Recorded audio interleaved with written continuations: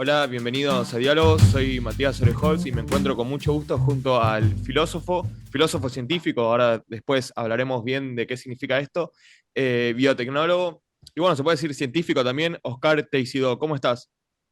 Buenas, hola, un placer. Bueno, Oscar, para empezar me gustaría preguntarte cómo llegaste a conocer la filosofía científica y bueno, una breve introducción de en qué consiste este concepto, porque por ahí mucha gente se confunde, ¿no? Y piensa que la filosofía científica es como considerar ciencia la filosofía o algo parecido, pero bueno, ahora vos me dirás cuando hablamos de filosofía científica nos referimos a filosofía científicamente informada por la ciencia, ¿no? Ujú. Sí, justamente, a ver, primero de todo, ¿no? Primero digo cómo llegué a ello y luego qué es exactamente. A ver, yo digamos que históricamente llegué hasta la filosofía científica, pues por mi parte yo siempre he sido autodidacta en filosofía y pues me puse a leer muchísimos libros, muchos libros de diferentes filósofos y tanto clásicos como actuales y tal. Y también pues a base de leer pues también artículos de internet, la Stanford, Wikipedia, tal, pues vas tú también viendo una red, ¿no?, de diferentes relaciones y me topé pues con el proyecto de metafísica científica de Mario Bunge. Y en un principio yo, quizás cuando descubrí esto, tenía un talante más positivista, entonces esto me hacía levantar una ceja, ¿no? Y empecé a leer justamente a Bunge con las ganas de objetarlo, ¿no?, de refutarlo. Pero al final de leerlo, pues me acabó convenciendo lo que decía, ¿no? Y de hecho muchos neopositivistas también realmente defendían a su modo una forma de ontología, ¿no? Que no tenía que ver con la metafísica que se había hecho tradicionalmente, ¿no? Que es la ingeniería esta conceptual de Carnap y tal, ¿no? Entonces, bueno, y yo pues también tiré por ahí y al final me acabó convenciendo bastante. Y entrando en el mundo a través del materialismo sistémico de Bunge, ¿no?, y Romero y tal, pues fue cuando descubrí pues eso, lo que es la filosofía científica, que no se reduce, como luego también quizás también podemos matizar, no se reduce contra lo que mucha gente piensa pues a las ideas de Bunge o de Romero, ni muchísimo menos. Realmente es algo, un campo bastante amplio y si incluso buscamos los precursores clásicos, podemos decir que se remonta a Aristóteles mismamente, ¿no? Entonces, bueno, y fue así como entré, ¿no? Y más o menos pues ahí ya empecé a descubrir otros sistemas y autores y tal, que ninguno quizás me ha convencido tanto como el materialismo sistémico, al cual yo me acerco bastante, pero sí que he visto mucho más, ¿no?, dentro de la filosofía científica desde entonces. Entonces, claro, ¿qué es exactamente la filosofía científica? Pues justamente ando estos días, gracias en redes sociales, gracias a un mensaje que escribió Roxana Kramer, ha habido muchas interacciones al respecto justamente desde ayer sobre qué es la filosofía científica, si eso es algo que sea redundante o que está justificado o no. Hay mucha gente que lo trata como si fuera una contradicción, porque dicen, no, pues filosofía no puede tener nada que ver con la ciencia. Pero esto obviamente es un error, es una mala objeción, porque la medicina, sin tampoco ser una ciencia básica, también muchas veces se le pone el adjetivo de científica, porque simplemente significa a una disciplina informada científicamente, aunque ella misma no sea una ciencia como tal, ¿no? Luego con la filosofía podría pasar perfectamente lo mismo. No es una tecnología la filosofía, pero en principio podría ser una disciplina que ella misma pues, pudiera estar informada y retroalimentada con la ciencia disponible, ¿no? Así que esa sería una mala objeción. Otra objeción que se suele decir mucho es pues que si la filosofía científica se refiere a hacer filosofía conectada a la ciencia, pues que eso es algo que siempre se ha hecho. Y esto no es correcto por dos motivos. En primer lugar, porque no es verdad que siempre se haya hecho esto, porque la ciencia como tal tiene, pues, digamos, la ciencia moderna unos 3 4 siglos. Sí que podríamos hablar de protociencia y tal, ¿no? La protociencia helénica y todo esto, ¿no? Pero, y mucho más, de hecho, y en Asia también, en Medio Oriente y tal, pero, claro, no es exactamente lo mismo, ¿no?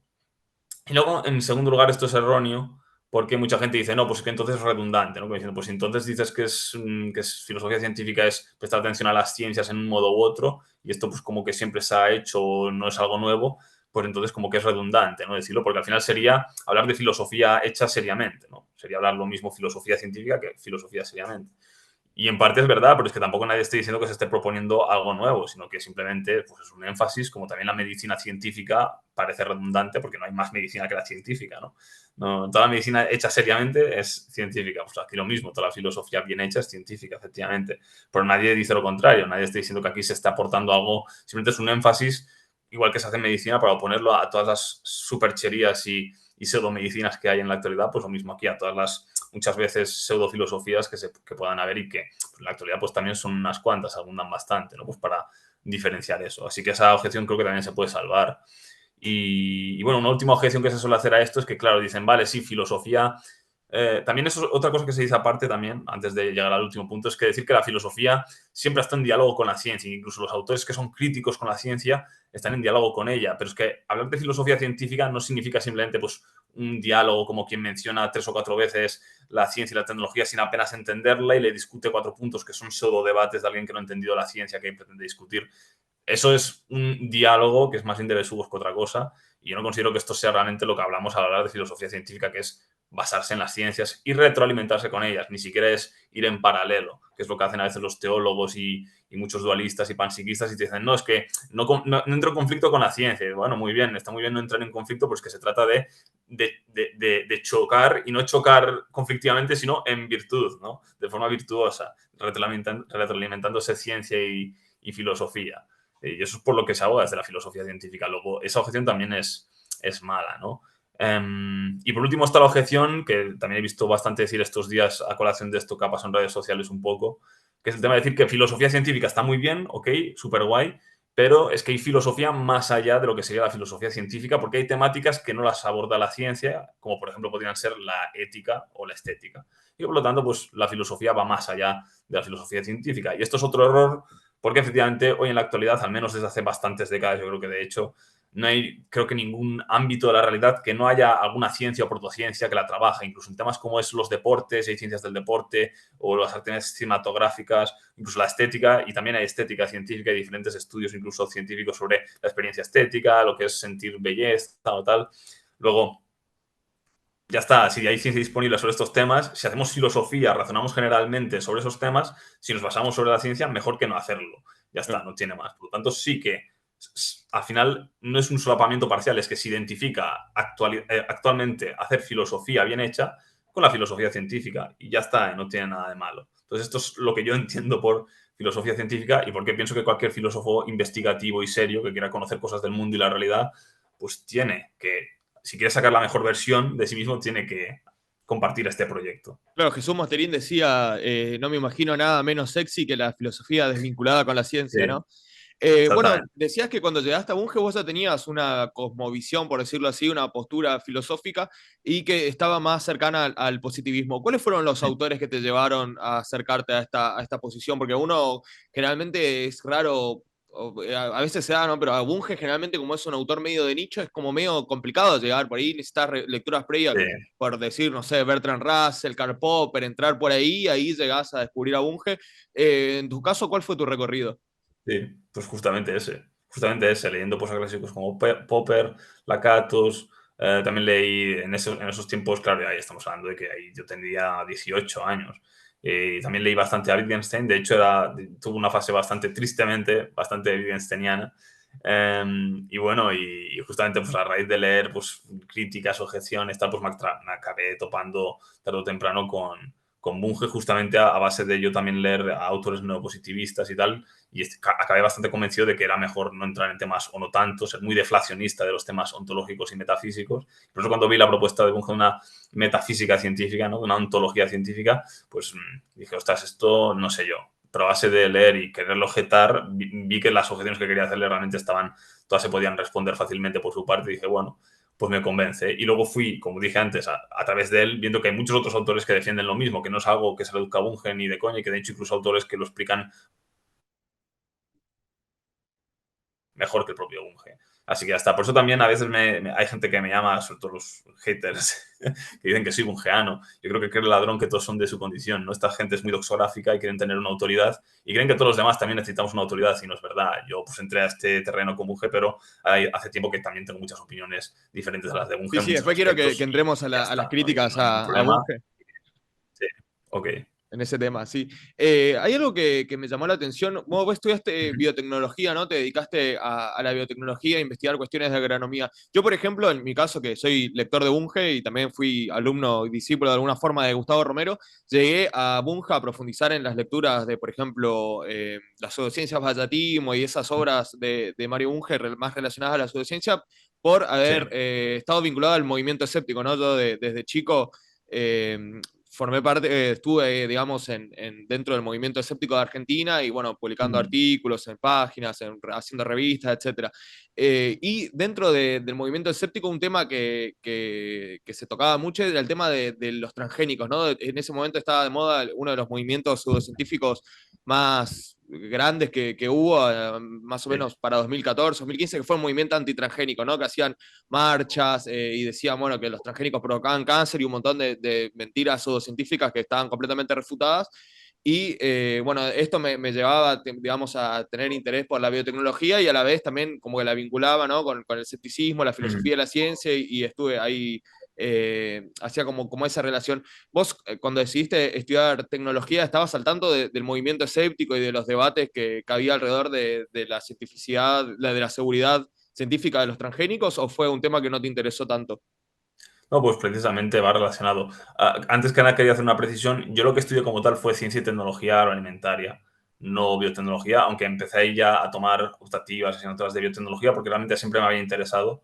Y finalmente así que luego y a través del máster que era en protección integrada de cultivos y también metiéndome y haciendo un TCM que hice sobre biotecnología y tal, pues ya me puse en temas más así. Y ahora es verdad que me estoy doctorando en un campo que es la mejora genética vegetal, ¿no? En concreto del trigo, como para temas de hacerlo más adaptable al cambio climático y a enfermedades propiciadas por este. Y claro, ahí pues hay de todo, hay agrónomos, biotecnólogos, tal, pero yo al estar en el tema de la mejora genética, pues digamos que sí hago la definición filosófica de biotecnología, pues sí, estoy ejerciendo de biotecnólogo, incluso a nivel institucional académico sí se podría considerar que estoy haciendo un trabajo que actualmente pues, lo haría casi siempre un biotecnólogo, así que sí, se podría considerar que estoy en biotecnología y que si no, pues siempre me ha interesado, efectivamente. Y por eso, efectivamente, yo hace ya muchos años, mucho antes incluso de que me empezara a apasionar de una forma más académica la filosofía, porque al principio, así con 18 años, era un poco más, pues eso, pues como hobby ya está.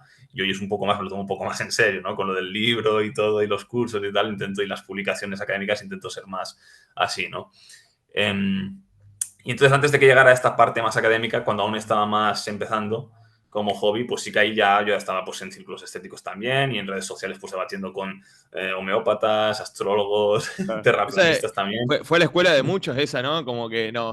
Porque el debate en Facebook por ahí suena como un poco ridículo, muchos los ridiculizan y dicen, no, vos te la pasás debatiendo en Facebook, pero se aprende muchísimo, tanto en Facebook como en otras Sí, redes sociales, y te obliga a estudiar, te obliga a leer, a revisar exactamente. paper, artículos, dicen, por ahí aparece un magufo, como le dicen al movimiento, en el movimiento escéptico a la gente que cree en pseudociencias, que te manda a leer un artículo científico y que por ahí tiene una opinión, una posición distinta a la tuya, pero te obliga como a leerlo, a reflexionar, a criticar la Ujú. metodología y es un poco una escuela, ¿no? Una academia. Sí, sí, sí, literalmente. Y se aprende mucho en ambas direcciones, porque también a veces los pseudocientíficos a veces también tienen algún punto correcto, sobre todo desde esta la más cientificista hardcore, que solo piensa en ciencia, ciencia y nada más que ciencia, que incluso reducen la tecnología a la ciencia y para ellos la filosofía no existe. Claro, que a veces venga uno de estos y te diga un único atino correcto de que, hombre, la filosofía también, tal, igual que tú digas, ostras, pues a lo mejor en esto tiene razón, y esto no significa comprarle todas las otras magufadas, efectivamente, ¿no? Claro, Sí, claro. a veces, efectivamente, es forma escuela eso, ¿no? Directo o indirectamente.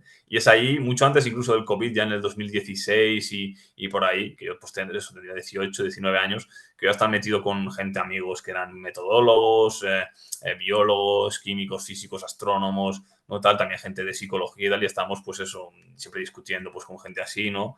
Entre otras más cosas, pero sí muy, muy a full. Y también estaba el tema este de los transgénicos, efectivamente, y yo como ahí estaba empezando, no sé si está en segundo año de mi grado, y en mi universidad, pues que es eso, es un campus agronómico y tal, pues claro, ahí siempre también, incluso entre el profesorado, en general ha habido más defensa, por suerte, y es lo razonable, defensa de los transgénicos que en su contra. Defensa como una herramienta más, no significa que nos volvamos locos con los transgénicos, pues una herramienta más con sus limitaciones y sus virtudes y se puede utilizar a veces y a veces es conveniente no utilizarla, pero no es algo a priori que digamos como un arma de destrucción masiva, ¿no? No, no es algo intrínsecamente malo o que tenga una gran tendencia a que pueda ser utilizarse a mal, ¿no? Pues como, yo que sé, pues como cualquier otro cultivo, que si abusas del cultivo, haces un monocultivo y acabas reventando el terreno, tal, pues aquí lo mismo, ¿no? Pues se trata de algo que se utiliza bien y cuando toca, pues no hay ningún problema.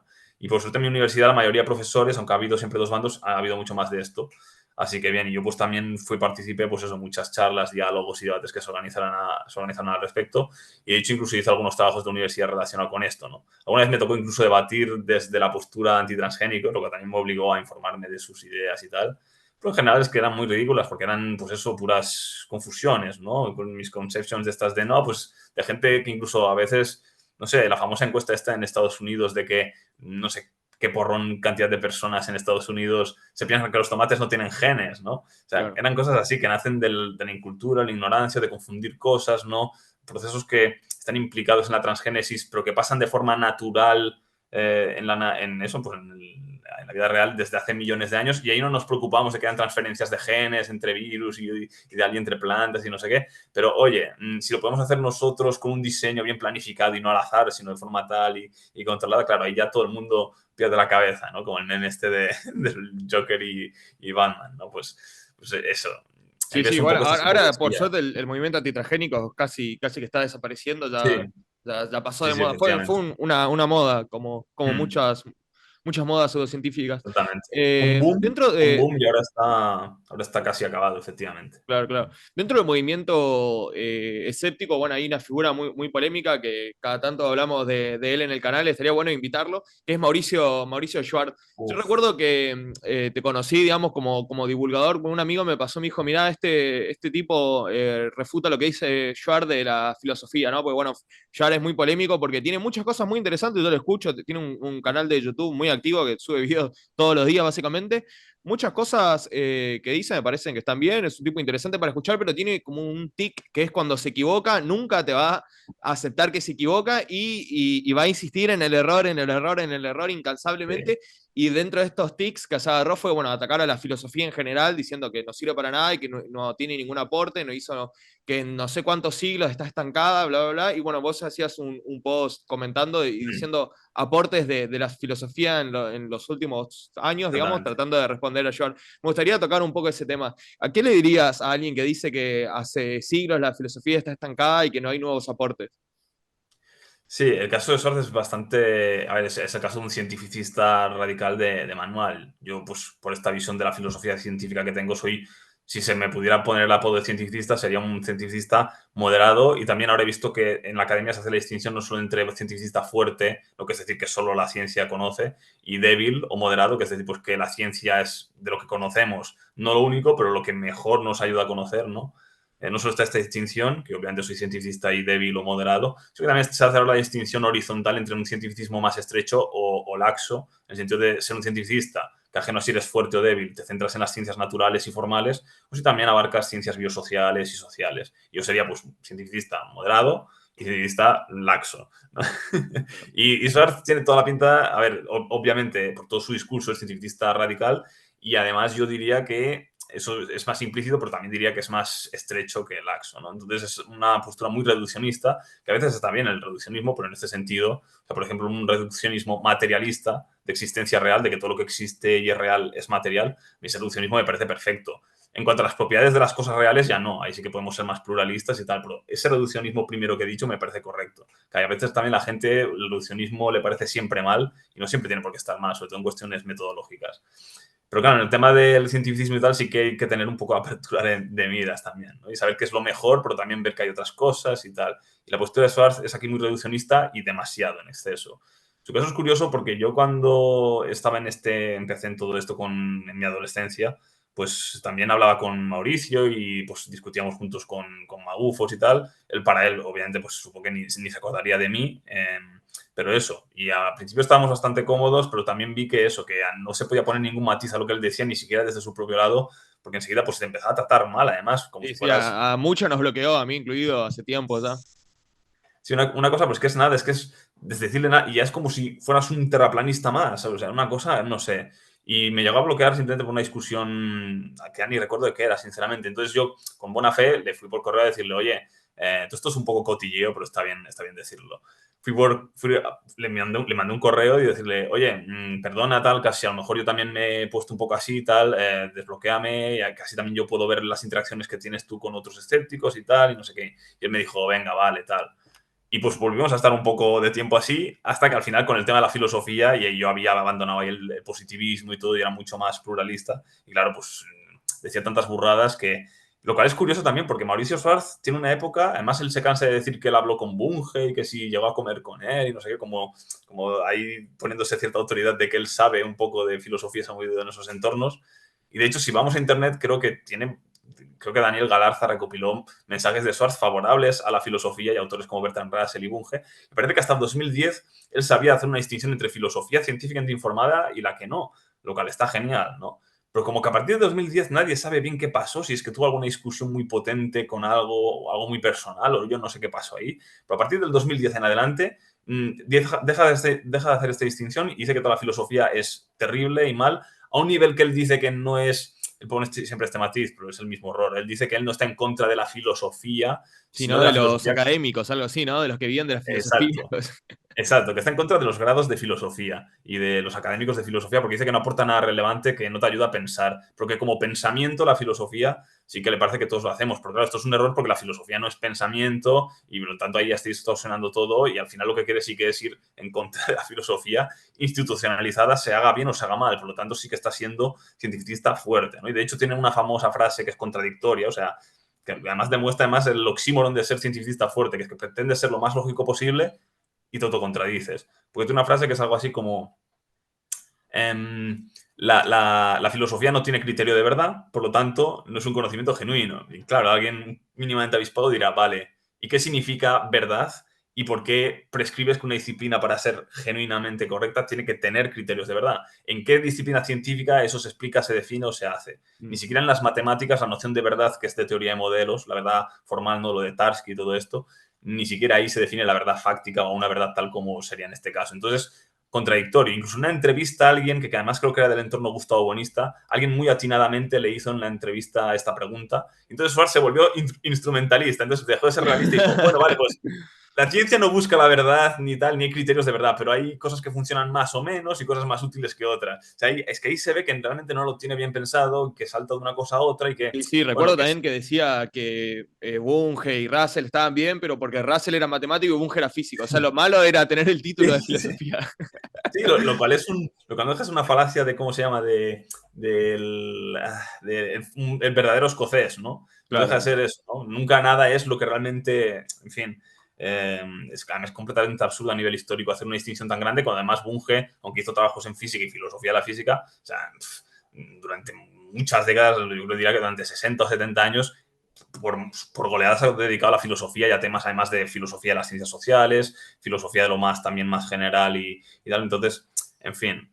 Pero bueno, en cualquier caso, y contestando a tu pregunta, efectivamente, uno de los argumentos de Schwartz es esto de los criterios de verdad, otro es lo de la filosofía como pensamiento, ya hemos rebatido estas dos cosas, y luego otra cosa que dice Schwartz es lo de que la filosofía, efectivamente, que es lo que tú me estabas diciendo antes, que eso que no aporta nada, que está estancada y desde hace tiempo que no aporta nada. Y esto es completamente erróneo porque sí que hay distintos, y es el hilo este que le dicen réplica, y además yo decidí bloquearle a él para que él no pudiera hacerme eso a mí, y además yo tuviera la opción de replicarle más veces a futuro. Y ha ido perfecto porque él no me ha bloqueado nunca y yo lo tengo bloqueado, y así puedo responderle a las cosas que dice siempre que dice algún mito, y ahí le estoy tratando yo a él como si fuera un terraplanista al cual no le dejas hablar porque lo único que va a decir al hablar son magufadas, ¿no? Y así dices, no, evitas que desinforme y tú informas a la gente. Pues yo hago esto con él. Evito que desinforme e informo cuando dice alguna cosa así. Entonces hice este hilo recopilando como los errores y tal que tenía que decir eso, porque sí que hay aportes en filosofía en los últimos años. Sabemos más sobre la demarcación en ciencia no ciencia, sabemos más sobre muchas cuestiones no solo ligadas a la filosofía de la ciencia, sino también pues en temas de ontología, ¿no? Con el presentismo y el eternalismo y las ondas gravitacionales, pues eso parece reforzar más las posturas eternalistas que presentistas. O Sabemos más en también sobre ética, se puede, en ética que influyó a la bioética, que influyó a la ciencia, y exactamente, es muy, muy amplio, sí, sí. exactamente, en bioética también, en temas de derechos humanos y su justificación o fundamentación, en temas de, en fin, en temas de semántica, en temas de epistemología, hay muchísimas cosas donde se ha avanzado en filosofía, aunque obviamente siempre los consensos son más débiles que en ciencia, ¿no? Pero Claro, basta agarrar, por igualmente, ejemplo, cualquier libro de filosofía clásica. Por ejemplo, yo hace poco estaba leyendo a Descartes, ¿no? Agarrás a Descartes y te das cuenta de la inmensidad de progreso que hay, porque la forma de pensar es tan distinta que es como estar, a veces se siente como estar leyendo literatura de otro planeta, básicamente.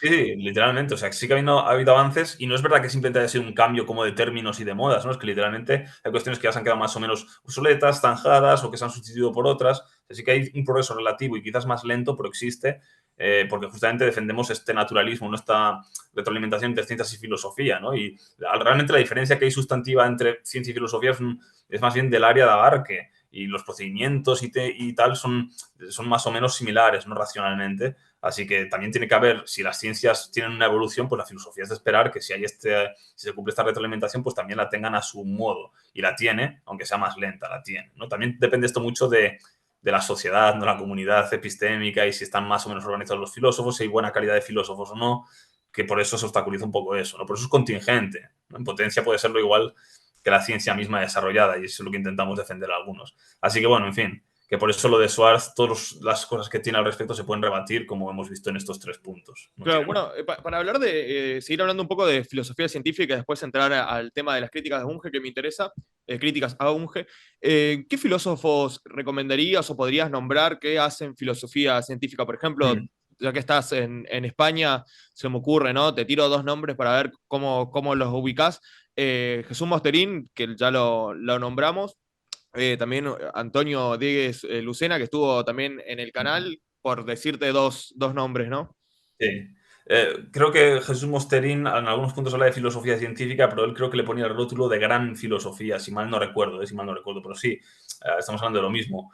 Dieguez sería otro ejemplo, él creo que nunca habló como tal de filosofía científica porque no se siente muy cómodo con ese término o con términos como cientificismo, porque lo ubica solo en la parte fuerte y estrecha, que además es lo que suele pensar la mayoría de gente y en parte no le culpo, pero sí que es verdad que cuando hablas con él y él me revisó y me prologó el libro y él está de acuerdo pues, en hacer estas distinciones y que en esos casos pues, él se podía considerar también cientificista moderado, ¿no? y laxo. Entonces yo creo que en el fondo estamos de acuerdo, efectivamente, y son ejemplos de filosofía científicamente informada. Otros ejemplos podrían ser Miguel Ángel Quintanilla, ¿no? Que también este Sí, fue también un... estuvo en el canal Gran Filósofo. Sí, cierto, lo vi ese programa, de hecho, que también se puede considerar que es alumno directo de Mario Bunge y además un filósofo de la tecnología espectacular. También he hablado con él personalmente, de hecho hasta me regaló uno de sus libros, es un tipo increíble. También alguien muy olvidado, incluso para los propios que se dedican a temas ya no solo de filosofía científica, sino del materialismo sistémico, ¿no? Es a Ferrater Mora, que además es filósofo catalán, que es de mi tierra. Sí, tengo el Es diccionario alguien de muy filosofía olvidado. muy bueno de él. Sí, exacto. Ese diccionario es por lo que más se le recuerda, pero tiene trabajos es un personaje muy curioso porque es que tiene una primera época existencialista y con textos así muy cuando estaba de exilio por la dictadura española en México y tal, si mal no recuerdo, ahí era muy existencialista, así, tiene buenos textos, siempre se le dio bien escribir y tener ideas agudas y tal, pero tiene una cosa mucho más así más, digamos, poética y literaria y luego se pasa como a la filosofía analítica y empieza a introducir la lógica en España junto con Sacristán y otros autores Era así. amigo de Mario Bunge también. Y era amigo, efectivamente, y era amigo bastante amigos, de hecho, porque Mosterini y Bunge también eran amigos, pero tenían sus pullas, pero Se Ferrater y pelearon, Bunge, sí, sí. sí, pero Ferrater y Bunge eran como uña y carne, y de hecho su correspondencia está, creo que pública en internet, ¿no? Por la Universidad de Girona, que creo que la tiene recopilada, bastante curioso. Y es que llegaron, no se sabe si por influencia mutua o de forma independiente, pero llegaron al materialismo sistémico emergentista, ¿sabes? Tiene un libro, Ferrater Mora, que es de la materia a la razón, bastante bueno y cortito, unas 200 páginas, que vamos, básicamente plantea lo que es el materialismo sistémico también. Pues que con los mismos términos y las mismas explicaciones y casi las mismas definiciones, alguna cosa añade, algunos matices, pero es casi lo mismo. Entonces este es otro autor que podríamos mencionar y además es de mi tierra, que es de Cataluña y además es un mastodonte, además se metió en temas de bioética, de ética aplicada, también de Claro. Bunge animalismo. dijo que si no me equivoco, que Ferrater Mora empezó a hacer una estética científica, pero falleció. Y bueno, ese proyecto después lo continuó Gustavo Romero. Efectivamente, es que de verdad, Frater Mora está demasiado olvidado por todos. Tiene una cátedra en Girona también, pero es que está demasiado olvidado por todos, pienso, y deberíamos rescatarle más a ese pensador. Yo le he leído varios libros y aún debería leerle mucho más. Y su diccionario, aunque es un muy buen aporte, es que diría que de su filosofía es casi lo más contingente, o sea, tiene cosas increíbles. Pues es otro nombre que podríamos dar. Y luego así, pues de los que estamos más en la actualidad desarrollando filosofía científica, no necesariamente ligada a Bunge, sino filosofía científica, pues eso, si se me puede considerar a mí, pues perfecto, pero también hay otra gente, Isaac Carcacía, por ejemplo, o Alejandro García de Rienzo. En fin, somos varios que estamos en esta nueva generación impulsando ideas de una filosofía científicamente informada en España y en otros países también hay otra gente así que en fin, yo creo que Para está continuar bien esto. con las referentes de la filosofía en España, una pregunta polémica y que sé que va a generar mucho debate y controversia. Gustavo Bueno, ¿para vos hace filosofía científicamente informada? Me buscas la ruina, con esta pregunta, porque es que, claro, Esto si lo ve cualquier de mis haters Gustavo Buenistas, ya se pondrá ahí como loco. "Ah, ya tiene material ahí para morder".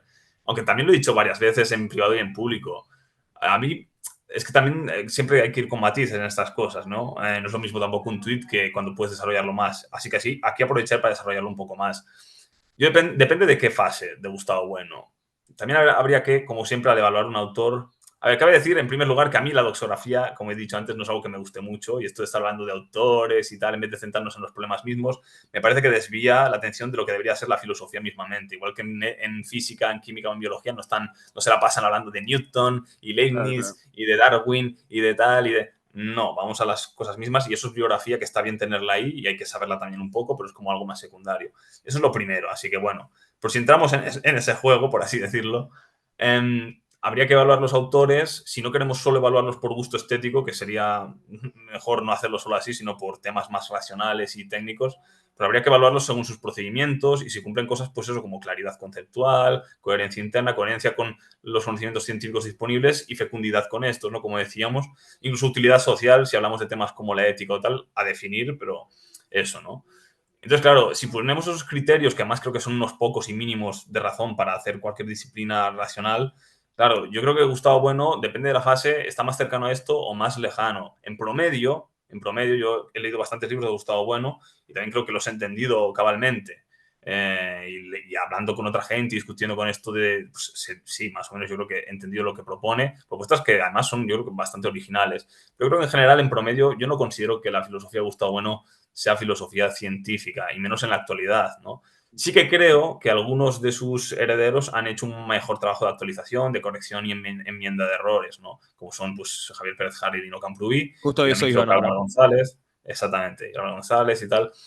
Entonces, bueno, ahí sí que podríamos quizás hablar. Además, también la filosofía científica no es un absoluto, pues también hay filosofía protocientíficamente informada, ¿no? Y también hay semifilosofía científica. Entonces, quizás alguna de estas versiones más actualizadas y refinadas del materialismo filosófico o discontinuista sí que podrían entrar en lo que se podría calificar como filosofía científica, pero yo creo que en promedio las cosas que hacía Bueno no, porque tiene partes muy crípticas, partes que son muy abstractas y sin ejemplos concretos. Tiene luego cosas que también son falsas a nivel científico, muchos ejemplos que da y premisas de las que parte que ni siquiera eran correctas en su época, cosa que ya está muy desactualizada de su época, ¿no? Que estaban ahí combatiendo a los cosmólogos que eran un poco idealistas y que pensaban en esnilos. Y claro, y en la actualidad esto ya no hay nadie que lo sostiene y sin embargo se sigue repitiendo o muy poca gente y se sigue repitiendo en Nausan porque no actualizan sus seguidores, muchos de ellos no actualizan la bibliografía de Gustavo Bueno con la que discutía él con los autores de los años 60 y 70. Entonces, claro, entonces yo diría que está muy desactualizado ese proyecto, con cosas crípticas, cosas además un poco que no son coherentes. Hay también vaguedades muy bestias sobre si M1, M2, M3 se interpretan de forma tridimensionalista o de forma combinatoria. En fin, movidas que requieren mucho más investigación y tal. Y creo que Lino, Camprubí y Pérez Jara sí que intentaron atacar estos temas y bueno, y acabaron como acabaron, ¿no? Los excomulgaron prácticamente por Sí, simplemente sí. poner unos matices, que además realmente son matices, ¿no? Pero bueno, Sí, entonces yo recomiendo diría que no mucho debería... las entrevistas que le hicimos que le hice a Javier Perejara, que está en dos Sí, partes. Una hablamos del materialismo y en otra hablamos, creo que hablamos un poco más de filosofía en general. Pero sí, Javier Perejara es un crack, una de las personas que sí, más inteligentes con las que hablé, y eso que con este programa llevo hablando con más de 300 intelectuales. Javier Perejara es un crack, lo recomiendo muchísimo. sí, es muy crack, efectivamente. Y eso que empezó también, pues eso, siendo muy ortodoxo, haciendo objeciones un poco chorras y triviales a otros sistemas, ¿no? Pero sí, la verdad tiene una evolución, un glow up increíble, ¿no? Sí, sí. Sí, sí. Bueno, también Y quiero eso. recomendar el trabajo en lo que es la divulgación de la filosofía científica que está haciendo Roxana Kramer. Últimamente yo sigo su canal, cada vez mejores Mm. videos, cada vez mejor contenido. Y bueno, en Argentina, junto con Gustavo Romero, es una de las pocas personas que se encarga de divulgar la filosofía científicamente informada. Efectivamente, en lo que es el tema de la filosofía científicamente informada, súper, vamos, de hecho es eso, ha hecho tweets incluso recomendando mi cuenta y tal, que le agradezco mucho, y de hecho pues también yo intento ayudar en algunos guiones de algunos vídeos y tal, ¿no? Junto con Gerardo primero, o sea, me parece efectivamente que hace un buen trabajo. por lo que es divulgar, y ella sí que es una divulgadora nata de filosofía científica y lo hace francamente bien, Sí, bueno, los efectivamente. dos, Roxana y Gerardo, también estuvieron en este canal. Bueno, Oscar, para ir cerrando, me gustaría que menciones así por arriba, por lo menos, cuáles eran las críticas que habías hecho a la filosofía de Bunge. Bueno, también para que se entienda que acá no somos ni seguidores de líderes ni nada parecido, ¿no? Y que la filosofía siempre es crítica. Exactamente. Y de hecho tengo incluso un hilo, creo recordar un hilo recopilando muchos errores, tanto concretos como generales. Y es que Bunges, aunque también tiene algunos errores generales, tiene sobre todo errores muy concretos, muchos, pero concretos, sobre todo de representación de otras posturas, porque era muy poco caritativo. Sí, la famosa Y Hombre de Paja de Mario Bunge son ya sí, clásicos. pero es un clásico enorme porque hacía unos hombres de paja espectaculares. Bueno, antes de ir a esa cuestión, pues, que quería acabar una frase que he dicho antes, que es yo sí que sentenciaría la filosofía en promedio de Gustavo Bueno, pues eso como filosofía no del todo científica, aunque lo intentara con eso el saber de primer grado, segundo grado, y si se intenta vender como filosofía seria, puntera, genuina y en comparación con Aristóteles, en igualdad con Platón, Aristóteles, Leibniz y tal, pues yo lo siento mucho por eso. Entonces, por definición, se hace pasar por algo que no es y entraría dentro del cajón de lo que sería la pseudo-filosofía. Lo de Gustavo Bueno en promedio y tratado de esta manera, no otros matices, avances y tal, ¿no? Eso sería mi juicio. Y creo que tras leerle bastante y estudiar bastante su sistema, pues estoy en mi derecho de tener esta opinión, que se podrá argumentar más o menos, pero pienso esto. Luego, lo que pregunta, sí, críticas ahora de, bueno, pues a Bunge. Que como he dicho, aún así, vuelvo a decir, la doxografía no me parece que sea lo más principal que vamos a hacer, pero bueno. Dos cosas donde se ha equivocado bastante Bunge, yo pienso que es, por un lado, como también ya le he señalado Gustavo Esteban Romero, en el tema de su concepción del espacio-tiempo, que él lo veía como algo relacional y ahora se cuenta el tema de las ondas gravitacionales y tal, y creo que... Y también incluso Claro, sí. antes de eso, ya se sabía que en los alrededores de un agujero negro se calienta, ¿no?, el espacio-tiempo, y si se calienta es que hay una propiedad de algo y ese algo es una cosa, así que el espacio-tiempo es sustantivo, no es una relación. Con las ondas gravitacionales, en fin, ya queda claro que el universo es cuadridimensional y por eso las ondas pueden plegar, por así decirlo, el espacio y deformarlo, y por lo tanto es algo sustantivo, no es algo relacional. Entonces pienso que donde se equivocó Bunge al hablar del espacio-tiempo es que él tiene una concepción relacionista del espacio-tiempo, que claro, ahora con el tema de las ondas gravitacionales, ¿no?, incluso antes con el tema de los agujeros negros, ¿no?, pues que se calentaban los alrededores y claro, ahí no hay nada, entonces nada, hay espacio-tiempo, entonces hay una propiedad sobre algo, esa cosa es el espacio-tiempo. O sea, ya había algunas pruebas indirectas y razonamientos que llevaban a pensar que efectivamente el espacio-tiempo es sustantivo, pero ya con lo de las ondas gravitacionales, en fin, que el espacio-tiempo se pueda plegar, o sea, que se pueda deformar y esto se capture no empíricamente, no con lo de los choques de los agujeros negros y tal, pues en fin, está claro que es una sustancia y que por lo tanto el cuadridimensionalismo parece ser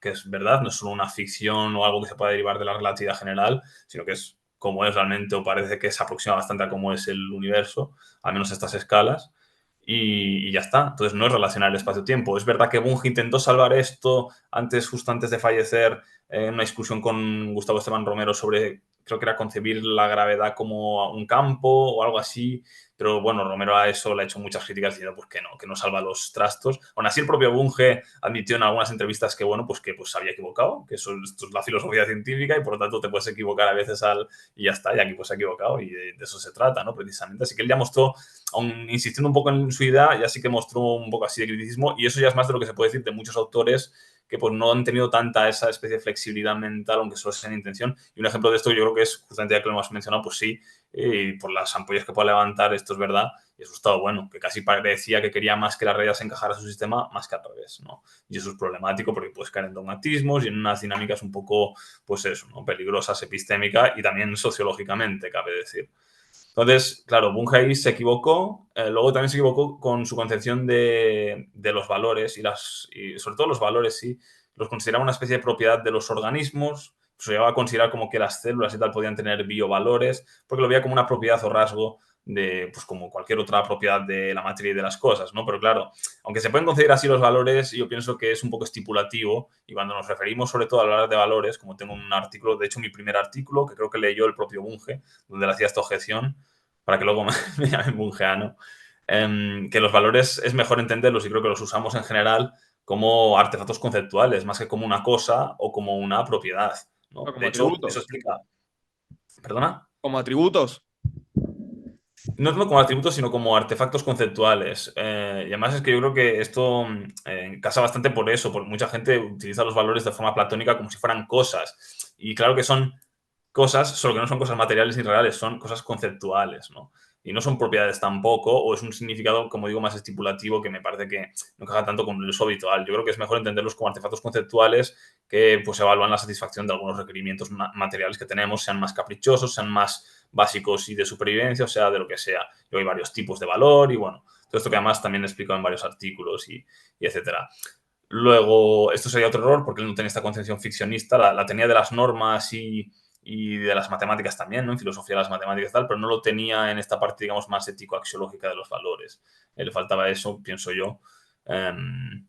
Y también el tema de la estética que has mencionado, efectivamente, Bunge, aunque en alguna entrevista también parece mostrarse abierto a que hay una especie de estética analítica, él nunca se interesó por abordarla y pensaba que esto era, pues nada, macaneo o algo muy trivial. Pero esto también parece que es un error. Si hablamos ya de ética también científicamente informada, no sé por qué no debería haber una estética científicamente informada. Supongo que es porque él razonaba que, claro, como la estética también tiene prescripciones artísticas dentro de cada marco y movimiento artístico y tal, y eso no es universalizable, a diferencia de algunas pautas básicas de supervivencia que hay en ética y axiología, pues claro, supongo que Bunge decía que esto pues, no podía universalizarse y por lo tanto no era posible hacer una estética, pero es que la estética no solo es prescriptiva, es de hecho sobre todo más eso, analítica y explicativa, y eso sí que tiene implicaciones muy generales que si se retroalimentan con conocimientos científicos, pues mejor que si no lo hace, ¿no? Y de hecho ya hay muchos estudios científicos también tratando estos temas como mencionábamos antes. Así que ahí pues Bunge digamos que también erró. Y luego, pues tiene errores más, pues, más concretos y hay Claro, algunos errores sí. más grandes también, Yo pero esto recuerdo sería lo... dos errores graves de Bunge. Recuerdo que en el prólogo que hizo para el libro de Filosofía del Espacio-Tiempo de Gustavo Romero había dicho que las leyes de entropía no aplicaban al universo porque el universo no era un sistema cerrado, sino un sistema abierto. Y queda ahí la duda de con qué interaccionaría el universo, si es el sistema de todos los sistemas. Recuerdo Sí, que ese era un error grave. Después recuerdo otro donde criticaba el utilitarismo y proponía que el utilitarismo pensaba algo así como maximizar la felicidad y comparaba la felicidad con una torta y decía sí, que no a todos les puede llegar una porción igualmente grande de torta, era un delirio, porque la felicidad no es algo limitado, o sea, no es una cosa sí, material limitada, sino que bueno, es un concepto y bueno, varios errores así, pero que sí. bueno, igual esos errores se enmarcan dentro de una filosofía Claro, completamente de buenas intenciones, digamos, claro. honesta, científicamente informada, Por eso te digo, rigurosa. Pero, por eso te digo que yo, estos errores que acabas de explicar, aunque son, o sea, son contundentes esos errores, pero no creo que sean generales en el sentido este que yo estoy hablando, pues, de errores pues, de la propia concepción de cómo estaba abordando la filosofía o tal. Y todos estos errores son cosas más particulares, que también son errores y muy sólidos. Pero podríamos enlistar muchos de este estilo y todos los hombres de paja que hacían muchos autores, y lo cual es irónico ahí. Yo creo que merece la pena hablar del efecto Bunge, el efecto Bunge, a ver si esto resuena y se empieza a utilizar, porque yo pienso que Bunge es un autor que, aunque se equivocaba en las razones para criticar muchos autores y sistemas, a la postre ulteriormente tenía razón, pero no por lo que él creía, sí, sí, ¿sabes? sí. No por lo que él... Yo creo que, porque Esto... él mismo lo decía, él tenía un buen olfato para darse cuenta que autores o qué filósofos intentaban hacer Exacto. filosofía honestamente rigurosa y correcta, y sabía cómo identificarlos, digamos, rápido, ¿no? Entonces, yo Sí, creo que lo que él hacía era leer un autor, por ahí leía, no sé, las primeras 10 páginas, se daba cuenta que era malo y ahí le hacía todo un montón de sí, críticas que por ahí no eran aplicables, no eran correctas, pero en el exactamente. fondo digamos, se pudo dar cuenta de que no era un buen filósofo, que no era riguroso o que no hacía la Exactamente. filosofía que a él le gustaba. Exactamente. Entonces, hay mucha gente que siempre dice que es que Bunge nada, es que hacía muchos hombres, y es verdad que los hacía y se tiene que criticar y está muy mal eso, pero es que a la postre, pues eso, que muchas cosas que decía como conclusión, pues sí que se pueden entender bastante, ¿no? Y son bastante correctas por otras razones más sofisticadas y complejas, porque, y bueno, y otras cosas, no siempre hacía hombres de paja, muchas veces sí que representaba bien a sus incluso a Heidegger, que muchas veces lo despreciaba diciendo que era nazi simplemente y ya está, ¿no? Como si fuera esto casi un meme de redes sociales, no decía nazi, adiós, no tienes nada que decir. Sí que en algunos libros desarrolla algunas críticas más específicas a contenidos de pues, la concepción de Heidegger de la ciencia y la tecnología, de la racionalidad, de la existencia incluso, tal. Entonces, también se trata también de ver o sea, Bunge tiene libros periféricos y libros más centrales, y en los libros más centrales, que es el tratado y algunos, así como la investigación científica o la causalidad, claro, ahí es donde hay trabajos más sofisticados incluso en las críticas de otros autores. Y ahí es más difícil, también hay alguno, pero es más difícil encontrarle hombres de paja, ¿no? Sí, es Entonces, en fin, totalmente cierto. Y también otra cosa que tenía a favor Bunge es que Bunge leía los autores en su idioma. Bunge hablaba como sí, 5 idiomas. sí. Por ejemplo, Heidegger lo critica con lecturas de Heidegger en alemán. O sea, pocos se pueden dar ese lujo. Efectivamente, efectivamente. Pero bueno, en fin, creo que hemos hablado ya suficiente de Bueno, de Bunge, de Schwartz. Son igual personajes que siempre recurrimos en diálogos, Mm, bueno, también porque son autores que conozco y nada, me interesa hablar de eso. Pero bueno, sí, hicimos mm. un repaso, creo, bastante completo de lo que es la filosofía científica. Después me gustaría que, bueno, hagamos otro programa, que invitarte de vuelta a hablar de cuestiones más específicas, epistemología de las ciencias sociales, que bueno, eso tenemos para rato. Creo que con vos es lo mismo que con Javier Perejara, podríamos estar hablando horas y horas, pero bueno, tratemos de moderarnos un poco porque si no se hace un contenido inmirable.